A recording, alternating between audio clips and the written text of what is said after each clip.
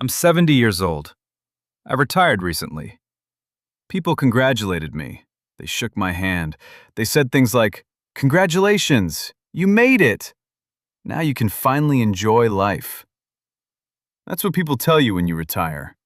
They make it sound like you've crossed a finish line. You haven't. You've just entered a strange new country where nobody knows what you're supposed to do with yourself. The first morning after retirement, I woke up at 6. Not because I had to, because my body has been trained by 46 years of employment. My eyes opened at 6. My brain said, "Get up." I said, "No." My brain said, "You're late." I said, "For what?" My brain didn't know. It had no answer. So I went back to sleep. I woke up at 8. I felt guilty. That's when I knew I was officially retired. You can leave your job. Your nervous system doesn't. My wife was already downstairs. She looked at me. "You're awake." I said, "Apparently." She said, "What are you going to do today?" I said, "Nothing." She looked at me for a second. Then she said, "Nothing?" "Yes." "For how long?" I said, "I don't know." She said, "You can't do nothing all day." I said, "I've been waiting 46 years to find out." She walked away. That's marriage. You can spend decades together and still discover that your wife has a completely different definition of the word retirement. I thought retirement meant coffee, newspaper, television, walk, lunch, nap, maybe a little gardening, and absolutely no meetings. My wife thought retirement meant, "Wonderful, Frank is finally available." That was the first mistake. The second mistake was telling my neighbors. My neighbor Carl came over. He said, "So Frank, you're retired now?" "Yes." "What are you going to do?" "Nothing." He laughed. I said, "Why is that funny?" "Because you'll last 2 weeks." "I'll last forever." He said, "No chance." I said, "You don't know me." He said, "I've known you for 23 years. "Exactly." He shook his head. "Give it 2 weeks." It took me 11 days. 11. On day 11, I was sitting in the garage staring at a screwdriver. I had been staring at it for 15 minutes. My wife came in. "What are you doing?" I said, "Thinking." "About what?" "The screwdriver." She said, "What about it?" "I don't know." She said, "Frank, you're losing your mind." I said, "No." She said, "Yes." I said, "I just need something to do." She said, "There's plenty to do." "No." She pointed at the garage. "There are boxes." "I don't want to organize boxes." "The garage needs cleaning." "I don't want to clean the garage." "The basement." "No." "The yard." "No." "The attic." "Absolutely not." She crossed her arms. "So what do you want to do?" I thought about it. I said, "I want something interesting." She said, "Then start a business." I laughed. She didn't. I said, "What kind of business?" She shrugged. "You're good at fixing things." "I used to be." "You still are." "I fixed your kitchen drawer last year." "Exactly." "It took 3 hours." "It works." "Because I used 3 different screws." She said, "People don't care how many screws you use if the drawer works." I thought about that. Then she said, "You could help people." I said, "People don't want help from a 70-year-old man." She looked at me. "Frank." "What?" "People always want help from a 70-year-old man." "Why?" "Because you know how everything works." I laughed. That was true in 1987. She said, "Exactly." I wasn't sure if she was complimenting me or calling me old. Probably both. The next morning, I put a small handwritten sign in my garage. It said, "Frank's Fix-It and Advice. Underneath, small jobs, reasonable prices, no nonsense. My wife looked at it. She said, "Advice?" "Yes." "What kind of advice?" "Whatever people need." She laughed. "You're going to charge people for advice?" I said, "Maybe." She said, "You've been giving advice for free your whole life." I said, "Exactly." "Then why would anyone pay?" I thought about that. I said, "Because now I have a sign." She laughed. I didn't know it yet, but that stupid sign was about to change my retirement. My first customer was Carl. Of course it was. He came over at 9 in the morning. He looked at the sign. He said, "You're serious?" "Yes." "You're starting a business?" "Yes." "What do you fix?" "Anything small." He thought about that. "My kitchen cabinet is broken." "Bring it over." He laughed. "I'm not bringing my kitchen cabinet over." "Then I'll come to your house." He stared at me. "Are you licensed?" I said, "For a cabinet?" "Yeah." I said, "I've been licensed by my wife for 42 years. He laughed. "That's not a real license." "It has a renewal fee." "How much?" "Dinner." He shook his head. "Okay, come over." I went to his house. The cabinet door was hanging crooked. I looked at it. I said, "That's an easy fix." He said, "How much?" $20. He said, "20?" "Yes." "You're serious?" "Yes." He said, "My wife will pay you 30. "Why?" "Because she wants it done today." I said, 30 it is." I fixed the cabinet in 7 minutes. Carl looked impressed. I said, "See?" He said, "That's actually good." I said, "Thank you." He said, "You should charge more." I said, "Why?" "Because you're good." I said, "I thought I was retired." He laughed. "You are." "Then why am I working?" "Because you have a business." I said, "This is already getting complicated." He paid me 30. I came home. My wife looked at me. "What happened?" "I made $30. She looked surprised. "Doing what?" "Fixed Carl's cabinet." She smiled. "See?" I said, "What?" "You needed something to do." I said, "I don't know." She said, "How much did you charge?" 30. She smiled. "Good." I said, "What?" "You've got your first customer." I said, "That's not a customer." "Why not?" "He's Carl." She laughed. "That's how businesses start." I didn't believe her. Then my phone rang. It was Carl. "Frank?" "Yeah?" "My brother has a problem." "What kind of problem?" "His toilet is running." I said, "I'm not fixing toilets." "Why?" "Because I don't want to." "He'll pay." I paused. "How much?"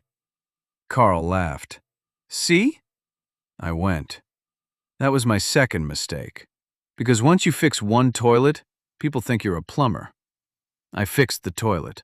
Then my neighbor's daughter called. Her curtain rod was falling. I fixed it. Then another neighbor needed a shelf installed. I did that. Then someone needed a door adjusted, then a drawer, then a mailbox, then a loose railing, then a light fixture. Then somebody asked me if I could assemble furniture. I said no. They said, "Why?" "I don't like instructions." They said, "It's IKEA." I said, "That's exactly why." I had heard of IKEA. I had never trusted a company that sells furniture in boxes smaller than my dog. The woman said, "I'll pay you." "How much?" $70. I said, "Where do you live?" She laughed. I assembled the furniture. It took 4 hours. There were screws left over. That's always terrifying. You finish the furniture. It looks okay. Then you look at the floor. There are 4 screws. You think, well, maybe they're decorative. I called my wife. Did you ever have leftover screws when you assembled something? She said, Frank, what? Where are you? At someone's house. What are you doing? Working. She laughed. Working? Yes. Didn't you retire? I did. Then what are you doing? I said, apparently I'm IKEA. She laughed so hard she had to sit down. I came home that evening. There was an envelope on the kitchen table. My wife said, what is that? Money. How much? I counted. $180. She looked at me. You made $180 today? Yes. How long did you work? About 7 hours. She said, so you're making less than minimum wage. I said, I retired from a job that paid more. She said, then why are you doing this? I thought about it. Because people keep calling. She smiled. That's not an answer. I said, maybe it is. Within 3 weeks, I had a problem. Too many customers. I had no schedule. People would call at 7 in the morning. Frank, are you available? No. What are you doing? Coffee. How long will that take? I'm not sure. Can you come at 8? No. 8:30? No. 9? I said, maybe. They said, great. I said maybe. They said, see you at 9. That wasn't a business. That was hostage negotiation. My wife watched me struggle. One morning she said, you need a calendar. I have a calendar. You don't use it. I know what day it is. That isn't the problem. What is? You don't know who you're supposed to be helping. I said, I remember. She grabbed a notebook. She started writing. Monday. Okay. Carl. Fine. Mrs. Henderson. Okay. Mike. Who's Mike?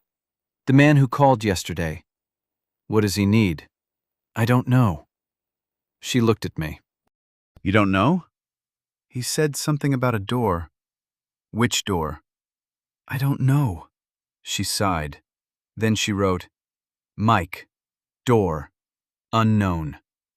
I said, you're making this too complicated. She said, I'm organizing you. I don't need organizing. She looked at my calendar. There were 3 appointments written on the same day at the same time. I said, that's a mistake. Whose? I didn't answer. She smiled. You need me. No. You do? No. Frank. Fine. Good. What do you want? 10%. I looked at her. Of what? Everything. That's not management. She said, it's marriage. I said, you're already getting half. She said, exactly. I hired my wife. That was the best business decision I ever made. It was also the most expensive. She created a schedule. She organized invoices. She kept receipts. She told customers when I was available. She even made business cards. I looked at mine. It said, Frank Miller Home Repair and Practical Advice. I said, why does it say practical advice? She said, because you're always giving it. I said, I don't charge for advice. You should. What if they don't like the advice? Then they don't have to pay. I said, that doesn't sound right. She said, Frank, people pay therapists to listen to them. I said, I don't listen. She smiled. I know. The business grew, and so did the complaints. One customer called, Frank, you installed the shelf too high. I said, why? I can't reach it. I said, you told me you wanted it above the washing machine. Yes, it is. I didn't know it would be that high. I said, that's what above means. She laughed. Another customer said, you fixed my door, but now it closes too quietly. I said, that's a complaint? I liked the sound. I said, "You're paying me to make it work." I want it to sound like before. I said, "Then don't fix it." She laughed. Another customer called. "Frank, the drawer is stuck." I said, "Which drawer?" "The one you fixed." I said, "What did you put in it?" "Nothing." "Then why is it stuck?" "I don't know." I went over. The drawer was full of 27 candles. I looked at her. She looked at me. I said, "That's not a drawer." "What is it?" "A candle warehouse." She laughed. I removed half the candles. The drawer worked. She said, "You're a genius." I said, "No." She said, "What?" I just counted. That's what I discovered about being 70. People think experience means wisdom. Sometimes it just means you've seen the same stupid problem 20 times, and you know where the screwdriver is. My daughter found out about the business. She called. "Dad?" "Yes." "Mom told me you're working." "I'm not working." "She said you have customers." "I have people." "What do they pay you?" "Money." "How much?" "Why?" "I'm curious." "Why?" "Dad." "What?" "How much?" I told her. There was silence. Then she said, "You're making decent money." I said, "Sometimes." She said, "You know what you should do?" I immediately knew this was dangerous. "What?" "You should have a website." "No." "Dad." "No." "You need one." "I have a sign." "Nobody searches for signs." I said, "People in my neighborhood do." She laughed. "Dad, you're 70. "Exactly." "You need to get online." "No." "You'll get more customers." "I don't want more customers." "Why?" "Because I already have enough." She paused. Then she said, "That's the first time I've heard someone say they don't want more customers." I said, "That's because everyone else is 25. She laughed. She came over the next day. She brought her laptop. "Okay, Dad." "What?" "I'm making your website." "I don't want a website." "Too late." She typed. "What should the business be called?" "Frank's Fix It." She typed. "What services?" "Small repairs." "Anything else?" "Advice." She looked at me. "Seriously?" "Yes." "What kind?" "Life." She laughed. "You're going to give life advice on a repair website?" "Yes." "Why?" "Because people already ask." She typed. Then she asked, "What's your slogan?" I thought about it. "Things break." She looked at me. "And?" "I fixed some of them." She laughed. "That's terrible." "I like it." She typed it. The website went live. 2 days later, I got an email. It said, "Are you available to talk about my husband?" I thought it was a mistake. I called my daughter. "What is this?" She laughed. "Dad, someone found your advice section." "I don't have an advice section." "You do now." "What did you write?" "Nothing." "Then why are they asking?" "Because your website says practical advice." I said, "I meant screws." She laughed. I replied to the woman, "Ma'am, I fix doors, cabinets, and shelves. I do not fix husbands." She responded, "Can you recommend someone who does?" I laughed. I forwarded it to my wife. She replied, "Don't give her my number." I said, "I wasn't planning to." She wrote, "Good." The next week, somebody asked me, "Can you help me choose a lawnmower?" I said, "Yes." "How much?" $20. My wife said, "You're charging for lawnmower advice?" I said, "Yes." She said, "What if you're wrong?" I said, "Then I'm like every other expert." She laughed. My business became strange. People started asking me about everything. Which vacuum to buy, which ladder, which drill. how to organize a garage, how to deal with a contractor, how to talk to a difficult neighbor, how to negotiate a car price, how to choose a retirement chair. I said, "What's a retirement chair?" The man said, "You know." I said, "No." He said, "Comfortable." I said, "That's just a chair." He said, "I need the right one." I said, "Sit in it." He said, "Where?"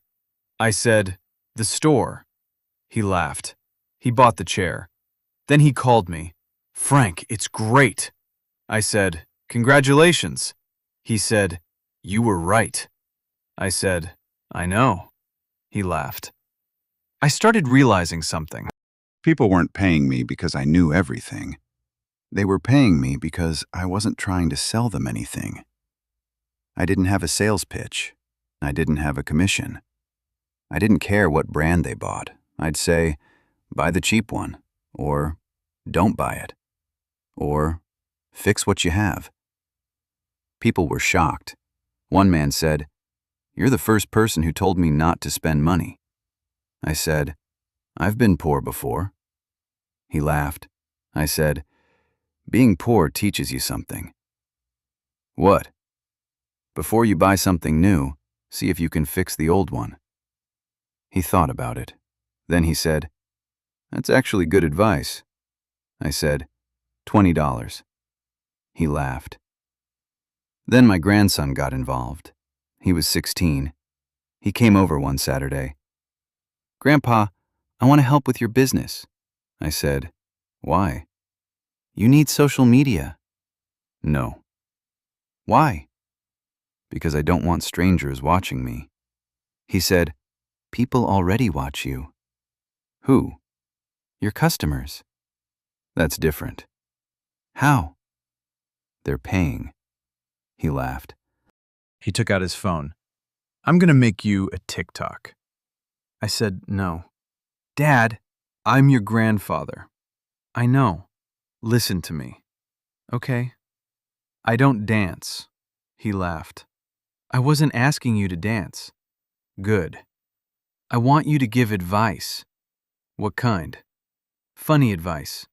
I said, "I'm not funny." He looked at me. "Grandpa." "What?" "You've been making people laugh all morning." "I've been working." "Exactly." He filmed me fixing a cabinet. I didn't know he was filming. He asked, "Grandpa, what's the most important thing about fixing a cabinet?" I said, "Don't make the hole bigger." He laughed. "That's it?" "Yes." He posted it. I forgot about it. The next morning, my grandson called. "Grandpa." "What?" "You have 40,000 views." "Views of what?" "Your cabinet video." I said, 40,000 people watched me fix a cabinet?" "Yes." "Why?" "I don't know." "Do they have jobs?" He laughed. Then he said, "You're going viral." I said, "What does that mean?" "It means people like you." I said, "I have people who like me." "More people." "How many?" 40,000. I thought about it. That's a lot of people to dislike my cabinet. He laughed. The next video was 3 things every retired man should never do. My grandson asked, "What are they?" I said, "Volunteer to assemble furniture." "Why?" "Because you'll end up with extra screws." Number 2, tell your wife you have nothing to do. "Why?" "Because she'll find something." Number 3, tell your children you're bored. "Why?" "They'll give you a project." He posted it. It got hundreds of thousands of views. I didn't understand. My wife did. She said, "You're famous." No. Yes. No. "Frank, people recognize you." "Who?" "The woman at the grocery store." "She knows me." "She said she saw your video." I said, "That's not fame." My neighbor Carl came over. He said, "Hey, celebrity." I said, "Don't." He laughed. Then a customer asked, Are you Frank from TikTok? I said, yes. She said, I love your videos. I said, thank you. She said, you're hilarious. I said, thank you. Then she asked, can you fix my garbage disposal? I said, of course. I realized fame had limits. Nobody wanted my autograph. They wanted their sink fixed. One woman asked, can we take a picture? I said, sure. She took a picture. Then she said, now can you look at my porch? I said, of course. My wife said, you're not a celebrity. I said, why? Because celebrities don't repair porches. I said, some do. She said, name one. I couldn't. She smiled. Exactly. The videos continued. My grandson taught me how to make short videos. He said, keep it under a minute. I said, why? People have short attention spans. I said, they don't. They do. I said, your generation does. He laughed. I said, when I was young, we watched an entire baseball game. That was different. How? No phones. Exactly. People weren't distracted. People had attention. He shook his head. Grandpa, people now scroll. I said, why? Because there's always something new. I said, that's exhausting. He said, that's the internet. I said, I like the part of the internet where people leave me alone. He laughed. Then one day he said, Grandpa, you should use AI. I said, no. Why? I already have you. He laughed. AI can help your business. How? It can write posts. I can write. It can make advertisements. I have a sign. It can answer customers. My wife does that. He looked at me. Grandpa, you really don't need technology. I said, thank you. He laughed. A month later, I had a problem. A customer called. Frank, do you know how to fix a leaking faucet? Yes. How? Turn off the water? She laughed. Anything else? Find the leak. Then? Fix it. She said, can AI tell me that? I said, probably. She said, I asked it. What did it say? Pretty much what you said. I said, did it come to your house? No. I said, then I'm still ahead. She laughed. But the AI thing started bothering me. My grandson showed me an AI chatbot. He typed, how do I fix a loose cabinet hinge? The computer gave him 12 steps. I looked at it. I said, that's too many. He said, why? Because it's a cabinet. The AI kept explaining. I said, it doesn't know what it's talking about. My grandson said, it does. I said, no. Why? Because it says, tighten the screw gently. So? You don't tighten a screw gently. How do you tighten it? Until the cabinet stops moving. He laughed. I said, that's practical knowledge. The AI didn't know me. It didn't know the cabinet. It didn't know whether the screw was stripped. It didn't know the customer had already broken it twice. It didn't know her husband had tried to fix it with a butter knife. I did. That's the difference. I told my grandson, AI can tell you how to fix something. He said, yes. But it can't tell you why your husband shouldn't be allowed near a screwdriver. He laughed. I said, that's where I come in. Then I had an idea. I added a new service, Frank's Second Opinion. You send me the AI's advice. I'll tell you if it's stupid. That became my most popular service. People started sending me screenshots. Frank, AI says I should replace this. I said, no. Why? Because it's fine. AI says it's outdated. So are you. The customer laughed. I said, is your refrigerator cold? Yes. Does it work? Yes. Then why replace it? Because the new one has Wi-Fi. I said, your refrigerator doesn't need Wi-Fi. What if I want to know what's inside? Open the door. He laughed. I became anti-smart appliance. My wife disagreed. She bought a smart oven. It connected to her phone. She could preheat it remotely. I said, "Why?" She said, "Convenience. Why do you need to preheat the oven when you're not home?" "So it's ready when I get there." I said, "Then why not turn it on when you get there?" She said, "Because it takes time." "How much?" 10 minutes? I said, "You're going to spend 5 minutes setting up the app to save 10. She looked at me. I knew I had gone too far. She said, "Frank." "Yes." "Do you want dinner?" "Yes." "Then stop talking." I stopped. That's another thing experience teaches you. Knowing when you are right, and knowing when being right isn't worth it. 6 months after I started, I had a real business. I had a website, business cards, a phone number, a schedule, a bank account, a logo. My grandson made the logo. It was a cartoon version of me holding a screwdriver. My wife said, "Your nose isn't that big." My grandson said, "It gets attention." I said, "That's hurtful." He laughed. Then came the money. I started making more than I expected. Not a fortune, but enough. Enough that my wife said, "We need an accountant." I said, "Why?"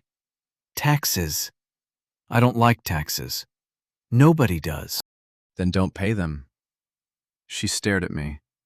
I said, "I'm kidding." She said, "I know." We hired an accountant. He was 32. He looked at my records. He said, "You have a lot of small transactions." I said, "That's because I have small jobs." He said, "You should increase your rates." I said, "Why?" "You're undercharging." My wife nodded. I looked at her. She nodded again. I said, "This feels like an ambush." The accountant laughed. I said, "I don't want to charge old people too much." He said, "You're old too." I said, "Exactly." He said, "Then charge what you'd be willing to pay." I thought about it. That made sense. So I raised my prices. The customers didn't leave. Some even said, "Finally." I said, "What do you mean, finally?" They said, "We thought you were too cheap." I said, "Too cheap?" "Yes." I realized something. People don't always trust cheap. Sometimes cheap makes them nervous. If I charge $20, they think, "What's wrong with him?" If I charge 50, he must know what he's doing. That's modern business. Confidence costs extra. One day my wife said, "You need employees." I almost choked. Employees? Yes. No. Why? I retired. You have more work than you can handle. That's why I need fewer customers. She said, "You could hire someone." No. Why? Because then I'm responsible for them. She smiled. You're already responsible for everyone. I said, "That sounds terrible." She said, "You started this." I thought I'd fix cabinets. She said, "You did." Now? Now you run a business. I looked around the garage. There were boxes, tools, invoices, a printer, a laptop, 3 shelves, a stack of business cards, and a coffee maker. I said, "What happened?" She smiled. "You got bored." I thought about it. She was right. I had been terrified of retirement. I thought without work I would become invisible. Instead, I had become busier than before. But there was something different. Nobody told me what to do. I chose what to do. If I didn't like a job, I said no. If I wanted to take Tuesday off, I did. If my grandson called, I stopped. If my wife wanted lunch, I went. That was the part I hadn't understood. Retirement wasn't about not working. It was about finally owning your time.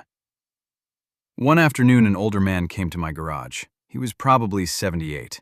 He stood there holding a broken lamp. He said, "Can you fix this?" I said, "Probably." He smiled. I've had it for 40 years. I took the lamp. I opened it. The wire was loose. I fixed it. He said, "How much?" "Nothing." He looked surprised. "Nothing?" "No." "Why?" "Because it took 5 minutes." He pulled out his wallet. "No." "Frank, it's fine." He looked at me. Then he said, "My wife bought this lamp." I smiled. "When?" 40 years ago. That's a long time. She died last year. I stopped. He looked down at the lamp. He said, "She used to read beside it every night." I didn't know what to say, so I didn't. I gave him the lamp. He held it. Then he said, "Thank you." I said, "You're welcome." He left. That evening I told my wife. She was quiet. Then she said, "You should have charged him." I looked at her. She smiled. "I know." Then she said, "But I'm glad you didn't." I nodded. That was the day I understood what the business really was. It wasn't about cabinets, or toilets, or shelves, or money. People came to me because something in their life wasn't working. Sometimes it was a door. Sometimes it was a sink. Sometimes it was a chair. Sometimes it was something else. And sometimes you couldn't fix it. You could only listen. I started getting customers who weren't really customers. They'd come over. "Frank, can I ask you something?" "Sure." "My son won't talk to me. My husband wants to move. My wife is sick. I'm retiring next month. I'm afraid I won't know what to do." I wasn't a therapist. I wasn't a doctor. I wasn't a financial advisor. I was just Frank. 70 years old. Married 42 years. Made plenty of mistakes. Learned from some. Repeated others. And somehow, people thought that was useful. One man said, "You know what I like about you?" "What?" "You don't tell me what I should do." I said, "That's because I don't know." He laughed. I said, "Seriously?" He said, "You've lived long enough to know that people have to make their own mistakes." I said, "Exactly." He said, "That's good advice." I said, $20. He laughed. I laughed. That became my favorite joke. Whenever someone thanked me for advice, I'd say, $20. Sometimes they paid, sometimes they didn't. I didn't care. One morning, my wife came into the garage. She had a folder. That's never good. She put it on the table. "What is that?" "Your business." "What about it?" "We need to talk." I said, "About what?" "You're working too much." I laughed. "I'm retired." She didn't laugh. "You work 6 days a week." "Not all day." "You work every morning." That's when people need me. "You work Saturdays." That's when the working people are home. "You work Sundays." "Sometimes." "You've had 3 customers today." "It isn't even noon." She crossed her arms. "Exactly." I looked at her. "You want me to stop?" "No." "What then?" "I want you to choose." "Choose what?" "Why you're doing it." I didn't understand. She said, "When you started this, you wanted something to do." "Yes." "Then you wanted to make money." "Yes." "Then you wanted to help people." "Yes." "And now?" I thought. "I don't know." She sat down. "You don't need to prove anything." I said, "I'm not." "You are." "To whom?" She looked at me. "To yourself." That shut me up. She said, "You spent 46 years working because you had to." "Yeah." "Don't spend the next 10 working because you think you have to." I looked at the garage, at the tools, at the schedule, at the phone. at the invoices. I realized something. My little retirement business had quietly become another job. The same thing I had escaped, I had rebuilt, just with a better coffee machine. I said, "What do you want me to do?" She said, 3 days a week. 3? Yes. That's not enough. She smiled. That's the point. I laughed. Who hired you? She said, I hired myself. I said, I think you own the company. She smiled. I've known that for 42 years. I laughed. We changed the schedule. 3 days a week. No weekends. No emergency calls. No work after 5. And one rule. Frank can say no. That was the hardest rule. I had spent my entire life saying yes. Yes to bosses. Yes to children. Yes to family. Yes to customers. Yes to bills. Yes to responsibilities. Now I had to learn how to say no. The first customer called the next morning. Frank, can you come today? I looked at my calendar. No. There was silence. Tomorrow? No. Friday? Yes. Okay. He hung up. I felt strange. I had said no. Nothing exploded. Nobody died. The world continued. I looked at my wife. She smiled. See? I said, that was weird. She said, you'll get used to it. I hoped she was right. The business became smaller and somehow better. I worked 3 days. I spent 1 day with my grandchildren, 1 day with my wife, 1 day doing absolutely nothing. That was my favorite day. I called it Frank's Administrative Day. My wife said, What's administrative? I said, Thinking. She said, You don't think on that day. I do. What about? Whether I should get up? She laughed. My grandson kept making videos. People kept watching. One video was about retirement. He asked, Grandpa, what's the best thing about being 70? I said, Nobody can tell you what to do. My wife walked into the room. Frank, I said, except her. He laughed. Another video. What's the worst thing about being 70? I said, passwords. He laughed. Why? Because every website wants a different one. What do? I write them down. Where? In a notebook. Where's the notebook? I paused. I don't know. He laughed. That's why I asked. Another. What advice would you give someone retiring? I thought about it. I said, Don't retire from work. He looked confused. What? Retire from being told what your life is worth. He stopped filming. He said, Grandpa, that's actually good. I said, $20. He laughed, but I meant it. For years, my job told me when to arrive, when to leave, what I was worth, how productive I was, whether I was successful. Then retirement came, and suddenly, none of that existed. That can be scary, because if your job disappears, you have to decide who you are without it. I thought I was a worker. Then I thought I was a retired man.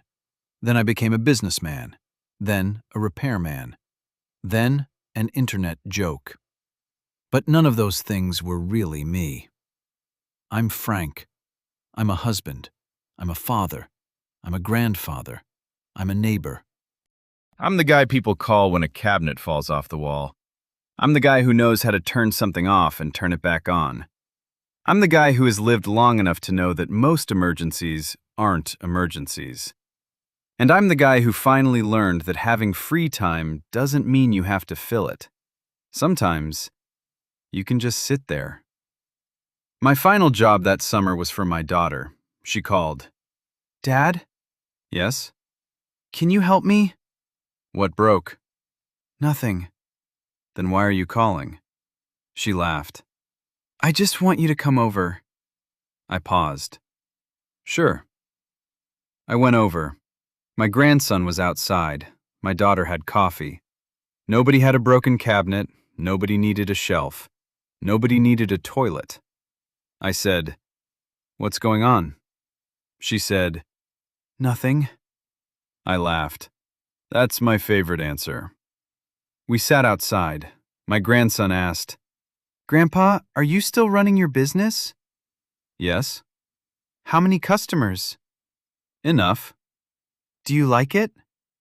I thought. "Yes." "Why?" I said, "Because I get to decide." He nodded. Then he asked, "Would you do it again? Start the business?" "Yeah." I looked at my daughter, then my grandson, then the coffee. I said, "Yes." "But you said retirement was supposed to be relaxing." "It is." "Then why start working?" I smiled. "Because there are two kinds of work." "What?" "The work you have to do, And? the work you choose to do." He thought about that. I said, "Those are completely different." My daughter smiled. She said, "You're getting philosophical." I said, "I'm 70. Does that happen automatically?" "No." "What happens automatically?" I said, "My knees." She laughed. I stood up. My knee cracked.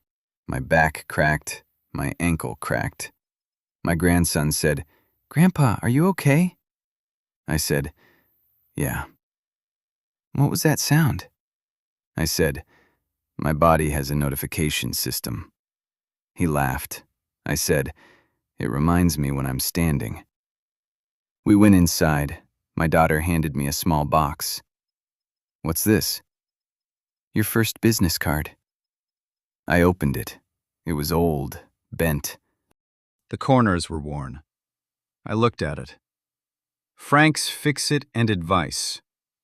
I smiled. I said, "I remember this." "You should keep it." "Why?"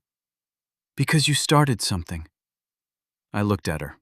She said, "After you retired." I smiled. I thought retirement was the end. She said, "Maybe it was the beginning." I nodded. Then my grandson said, "Grandpa?" "Yeah?" "Can we make one more video?" I laughed.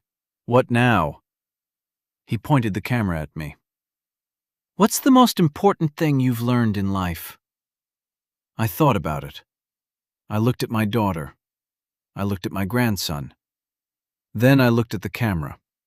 I said, "Don't wait until you're 70 to start living." He lowered the phone. "That's good." I said, "Too serious?" "No." "Then add this." "What?" I pointed at my knees. "Also, don't buy cheap shoes." He laughed. I've been retired for a while now. People still ask, "What do you do?" I tell them, "Whatever I want." They laugh, but I mean it. Some mornings I work, some mornings I don't. Some days I fix a cabinet. Some days I sit on the porch. Some days my grandson calls. Some days my daughter needs help. Some days my wife and I go out for lunch. Some days we argue about where to eat. She says, "Where do you want to go?" I say, "Anywhere." She says, "Choose." I say, "You choose." She says, "No, you." I say, "I'm fine with anything." She says, "You always say that." I say, "Because I am." She says, "Then why don't you choose?" I say, "Because this is a trap." She laughs. After 42 years, I know the traps. I also know the good parts. I know that when my wife says, "Did you eat?" it means, "I love you." When my daughter says, "Can you help?" it means, "I trust you." When my grandson says, Grandpa, look at this. It means, I want you in my world. And when a customer calls, Frank, can you fix this? Sometimes it means, I don't know what to do. And sometimes, that's all people really need. Someone who says, bring it over. We'll figure it out. That's what I learned at 70. You don't have to know everything. You don't have to be the smartest. You don't have to keep up with every new technology. You don't need to understand every button on your television. You don't need to know what your refrigerator is thinking. You don't need an app to tell you to stand up. You don't need AI to tell you what matters. You need people. You need purpose. You need a reason to get out of bed. And you need somewhere to sit down afterward. That's my retirement plan.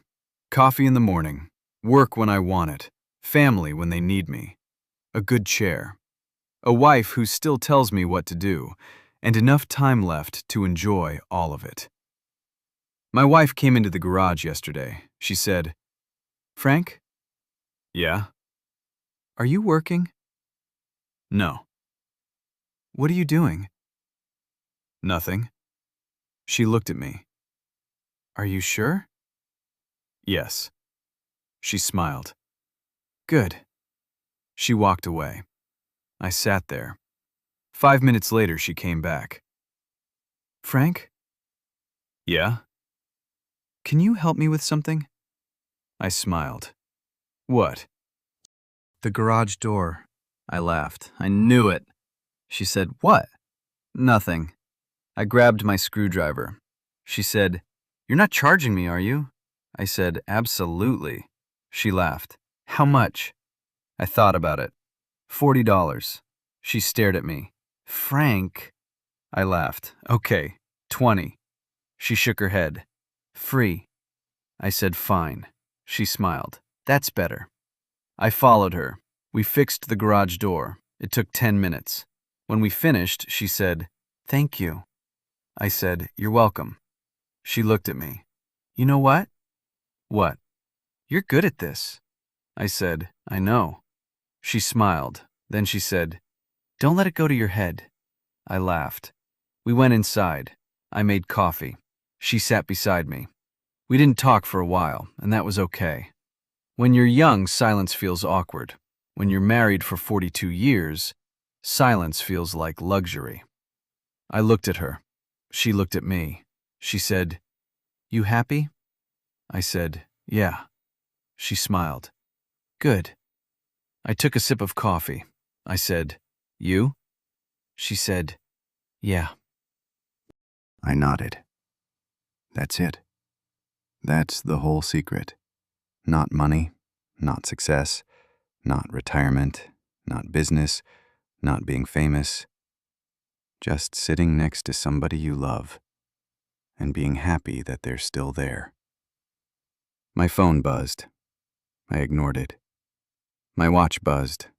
I took it off. The refrigerator beeped. I ignored it. My wife looked at me. Who is it? I said, I don't know. Why don't you check? Because I'm retired. She laughed. Then she said, Frank? Yeah. Did you take the trash out? I looked at her. She looked at me. I said, That's not retirement. She smiled. What is it? I thought about it. I smiled. That's marriage. She laughed. I stood up. My knees cracked. My back cracked. My shoulder cracked. I looked down. I said, See? My wife said, What? I said, I'm still under warranty. She laughed. I walked toward the garage. Then I stopped. I turned around. I looked at her. I said, You know what? What? I think I'm going to keep the business. She smiled. Good. But only 3 days a week. Good. And no weekends. Good. And no emergency calls. Good. And I'm raising my rates. She smiled. Good. And you're still my manager. She laughed. Of course. I said, then there's one more thing. What? I pointed at her. You owe me $20. She laughed. For what? Advice. What advice? I smiled. Marry someone who knows where the screwdriver is. She shook her head. You're impossible. I said, that's why you kept me. She smiled. No. What? That's why I fixed you. I laughed, and I looked at her. 42 years, 70 years old, retired, working, married, still learning, still laughing, still fixing things, and somehow, still getting away with it. That's life. Things break, people change, children grow up, technology gets smarter, prices get higher, knees get louder, phones get more complicated, and retirement doesn't turn out the way anybody tells you. But maybe that's okay. Because at 70, you finally stop waiting for life to become what you planned. You just look around and realize, this is it. This is the good part. This coffee, this chair, this house, this woman, these kids, these grandchildren, these ridiculous customers, this stupid little business, this life. I spent 46 years working so someday I could have time. Now I have time. And you know what I'm doing with it? Whatever I want. Sometimes that's working. Sometimes that's helping. Sometimes that's laughing. And sometimes it's absolutely nothing. And after 46 years of being told what to do, nothing feels pretty damn good. My wife walks into the garage one last time. Frank? Yeah? Are you coming? Where? Dinner. What are we having? I don't know. I smile. Perfect. She says, why? Because whatever it is, I don't have to cook it. She laughs. We walk inside. My phone buzzes. My grandson texted.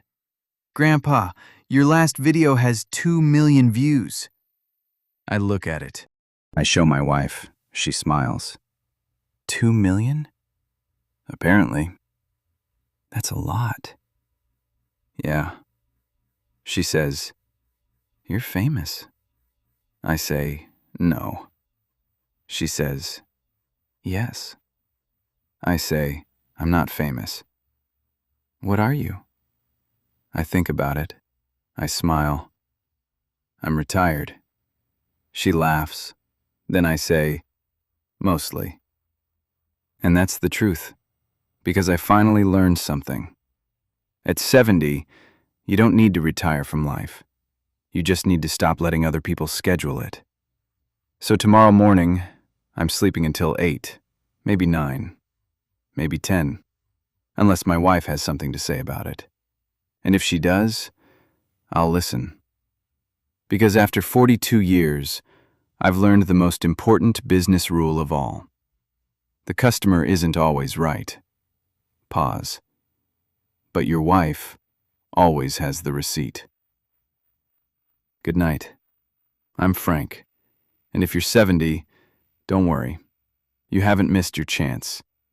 You just finally have enough experience to know what you want to do with it. And if you're 60, you've still got time. If you're 50, stop making excuses. And if you're 40, listen carefully. Because one day you're going to wake up and somebody's going to ask, so, what are you going to do with the rest of your life? Don't wait until then to have an answer. Start something. Fix something. Learn something. Help somebody. Call your kids. Visit your parents. Take your wife to lunch. Sit on the porch. Turn off the phone. Laugh at yourself. And if somebody tells you you're too old, smile. Then prove them wrong. You don't need to be 20. You don't need to be 30. You don't even need to be 50. You just need to be willing to start. I started at 70. All I needed was a screwdriver, a bad idea, and a wife who said, "You've got time." She was right, for once. Don't tell her I said that. Good night.